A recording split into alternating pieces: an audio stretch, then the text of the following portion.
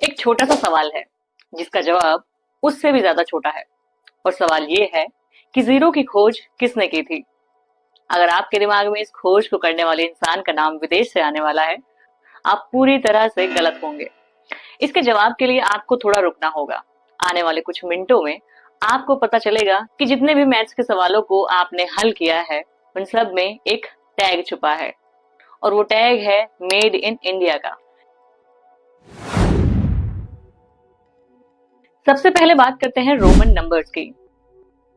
अगर आपको Roman number में कई बार मल्टीप्लिकेशन करना पड़े, कोई जीरो नहीं, कोई प्लेस वैल्यू नहीं, सब कुछ उलझे हुए अक्षर, तो आपको कैसा लगेगा। ऐसा सुनकर ही किसी का भी सर घूम सकता है, क्योंकि ये लगभग नामुमकिन जैसा है।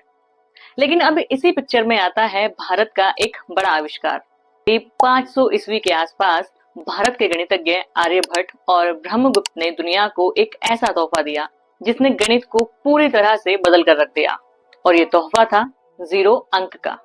ब्रह्मगुप्त ने जीरो को सिर्फ एक्सेप्ट ही नहीं किया, बल्कि उन्होंने इसके साथ जोड़ना, घटाना, गुणा करना और भाग करने के नियमों को भी लिखा।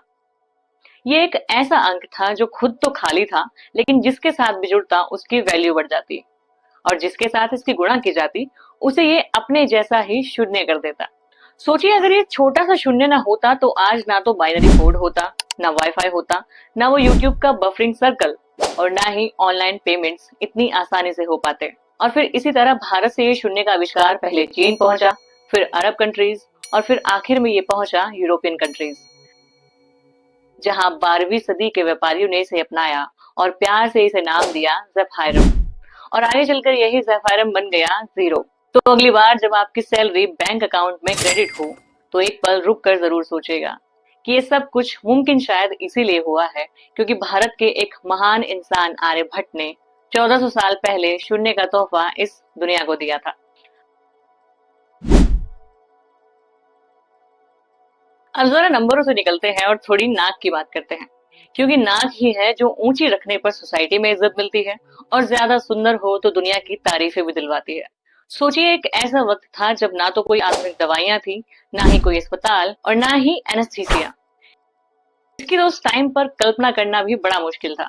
मगर ऐसे में अगर किसी की नाक कट जाए तो उसकी जिंदगी तो लगभग खत्म ही समझिए। लेकिन इस समस्या का समाधान और ऐसे लोगों के लिए रामबाण बनकर आए सुश्रुत, लगभग 600 ईस्वी से भी पहले के एक महान सर्जन। सुश्रुत उस समय इकलौते ऐसे सर्जन थे जो लोगों की नाक की सर्जरी किया करते थे। दरअसल उस समय में जब कोई अपराध करता था तो सजा के तौर पर नाक काटने का हुक्म दिया जाता था, और जिसकी नाक नहीं उसका तो समझो कुछ भी नहीं। मगर ऐसे ही लोगों की नाक को फिर से बनाकर तैयार करने वाले सर्जन थे सुश्रुत। उन्होंने एक ऐसी तकनीक विकसित की जिसे आज हम रेनोप्लास्टी के नाम से जानते हैं। इसमें गाल या माथे की स्किन का एक हिस्सा बड़ी ही सावधानी से काट कर घुमाया जाता था और नाक के हिस्से में जोड़ दिया जाता था, और फिर उसे चींटियों के सर से बने प्राकृतिक गलने वाले टांकों से बांध दिया जाता था। उन्होंने इस पर अपनी एक किताब भी लिखी थी जिसे नाम दिया गया था सुश्रुत संहिता, जिसमें करीब 184 चैप्टर्स थे, और इन चैप्टर्स में 300 से भी ज्यादा सर्जरीज के बारे में डिटेल में लिखा गया था, और 121 तरह के सर्जिकल टूल्स की भी इसमें जानकारी दी गई थी। इसमें सबसे हैरानी करने वाली बात आपको पता है क्या थी? इसमें से कई सर्जिकल टूल्स ऐसे थे जो हमारे आज के मॉडर्न ऑपरेटिंग रूम्स में मिलने वाले टूल्स जैसे ही दिखाई देते थे। सुनने में ये आज बड़ी अजीब बात लग सकती है, पर यह तकनीक अद्भुत रूप से सफल थी। फिर 1793 में ब्रिटिश डॉक्टर्स ने जब भारत में ये सर्जरी देखी और इसके बारे में और पढ़ा तो वो हैरान रह गए। उन्होंने इसे सीखा और फिर इसे अपने साथ लंदन ले गए, और फिर वहीं से ये बन गई मॉडर्न प्लास्टिक सर्जरी की नींव। तो अगली बार जब आप कोई मेकओवर शो देखें तो याद रखिएगा कि उस बिफोर एंड आफ्टर के पीछे कहीं ना कहीं सुश्रुत का जादू छिपा है, जो हजारों साल पहले गंगा किनारे भारत में शुरू हुआ था।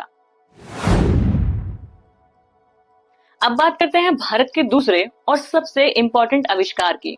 आज जब हमारे बुजुर्गों की आंखें कमजोर हो जाती हैं या आंखों में मोतियाबिंद हो जाता है तो आंखों को लेजर टेक्निक के जरिए आसानी से ठीक किया जाता है। लेकिन जरा सोचिए, उस जमाने में क्या होता होगा जब मॉडर्न टेक्निक नहीं थी। तब तो शायद बुजुर्गों को यही तसल्ली देकर रहना पड़ता होगा कि अब तो उम्र हो चली है, आंखों की रोशनी तो जाएगी ही। मगर ऐसा बिल्कुल भी नहीं था। हजारों साल पहले जब ना तो कोई मॉडर्न डॉक्टर्स थे और ना ही मॉडर्न मशीनें, लेकिन तब भी आंखों की रोशनी को ठीक करने के लिए सर्जरी की जाती थी। सवाल है कि कैसे? तो जवाब यहाँ पर भी सुश्रुत ही है। वही इंसान जो सिर्फ सर्जन नहीं बल्कि चमत्कार करने वाले वैज्ञानिक थे। सुश्रुत संहिता में उन्होंने एक और कमाल की सर्जरी बताई, जिसे नाम दिया गया था काउचेन। इसमें एक बहुत बारीक मुड़ी हुई सुई ली जाती थी और उससे धीरे धीरे आंख के अंदर मौजूद धुंधले लेंस को एक तरफ धकेल दिया जाता था, ताकि रोशनी फिर से अंदर जा सके और मरीज दोबारा से सब कुछ साफ साफ देख सके।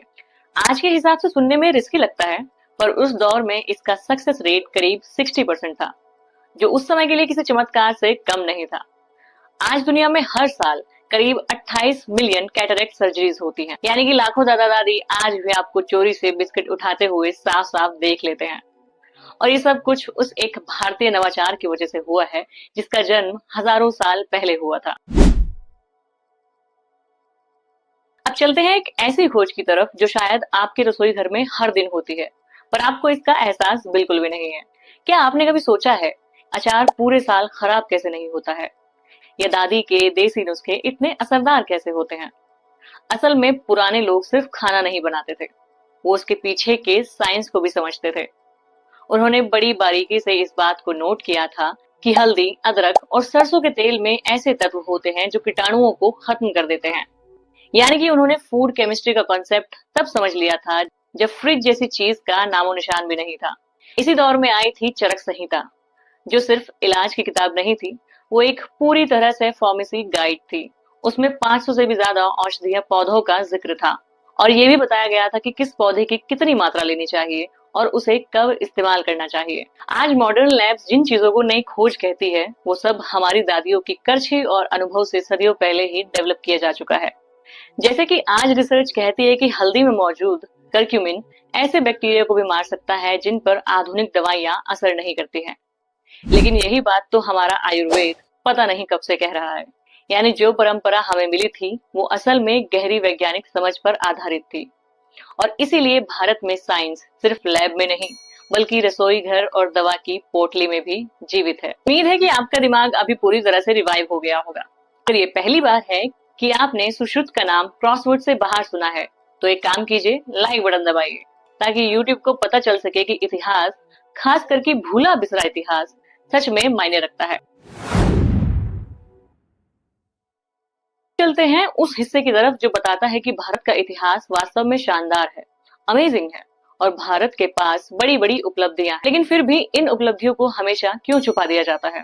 ऐसा क्यों है कि आज भी लोग भारत की खोजों के बारे में कम ही जानते हैं, शायद नहीं जानते हैं? असल में इसके पीछे कई सारी वजह हैं। सबसे पहली वजह है कॉलोनियल कैरिकुलम, मतलब कि ऐसा एजुकेशन सिस्टम जो ब्रिटिश गवर्नमेंट को मजबूत करने वाला था।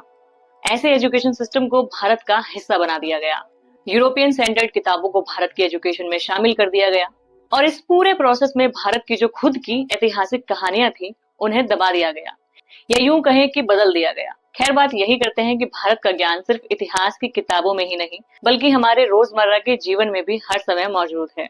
बस उस समय मार्केटिंग टीम नहीं थी, वरना दुनिया के नक्शे पर भारत का नाम और उसकी खोज चमक रही होती, और हमारे देश की खोज को चुराकर उसे कोई भी देश अपनी खोज नहीं बना पाता। तो इस वीडियो को अपने उस दोस्त के साथ शेयर कीजिए जो अभी भी सोचता है कि प्राचीन भारत ने दुनिया को सिर्फ योगा और आयुर्वेद ही दिया है। ऐसे ही और भी वीडियोस को आगे भी देखने के लिए हमारे चैनल को सब्सक्राइब जरूर करें।